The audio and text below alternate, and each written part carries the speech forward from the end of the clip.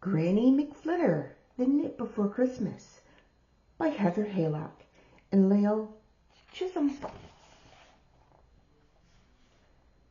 'Twas the night before Christmas, and down at the zoo the keepers were ready, the animals too. They'd hung up their stockings and made Christmas wishes for strawberries, sausages, fruitcake, and fishes.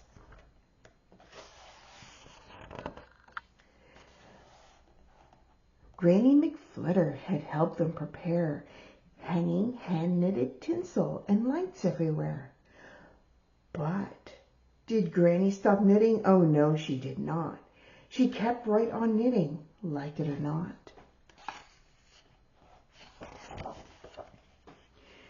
She knitted a Christmas tree, bright evergreen, then stitched up a cozy nativity scene, and a fine flock of kea, all festive in flight, pulling a sleigh through the star-sprinkled night.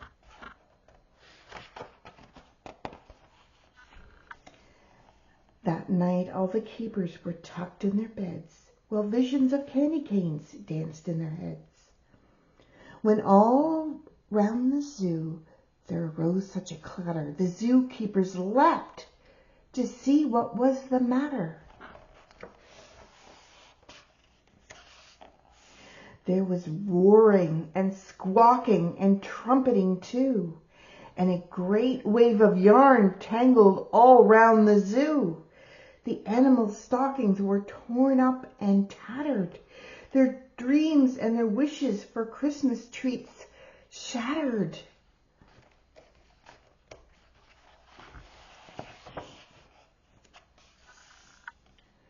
"We need some new stockings. We need a fast knitter.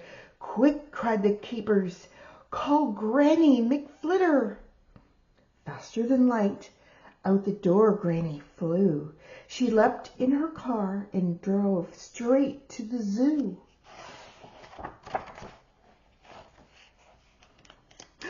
"Who made this mess?" Granny looked all around. Then she followed the trail of the yarn on the ground. The keepers went too, at a gallop and run, till they got to the Christmas tree Granny had spun. Look, let's go all the way around.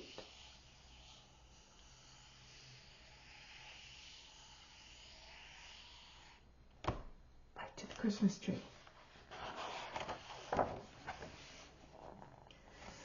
They looked in the branches, and what did they see? But a rare tuft tweedlebird perched in the tree.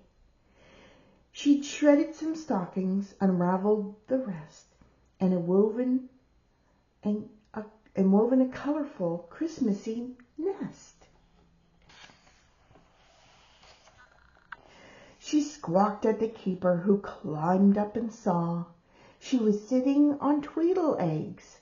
1, 2, 3, 4. There they are. The zookeepers worried.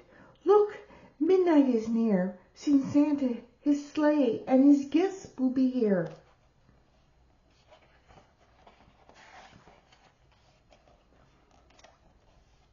All the wool's in that nest. There is nothing to spare. But these tweedlebird eggs are incredibly rare. The shops are all shut, and the whole town's asleep. Our Christmas is ruined. They started to weep. "Oh, nonsense," cried Granny. "My car is stuffed full of the finest, most festive, and fluffiest wool." Before you could say the words, dash away all, she'd knitted new stockings, both tiny and tall. But did Granny stop knitting? Oh no, she did not.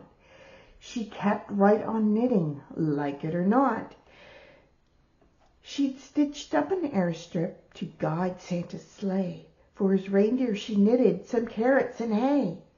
Granny winked and she waved as she drove out of sight. Merry Christmas to all, and to all a good night.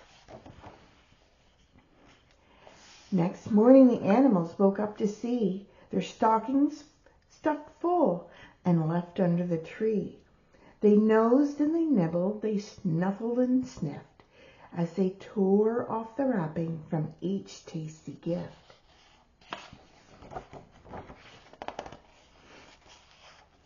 There were sausages, strawberries, cakes, and bananas, flappity fish, and some juicy sultanas. And Granny gave everyone hand-knitted treats, jumpers and mittens, and cookies and sweets.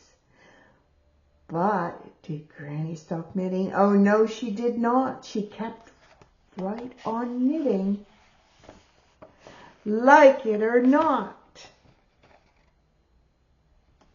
The end.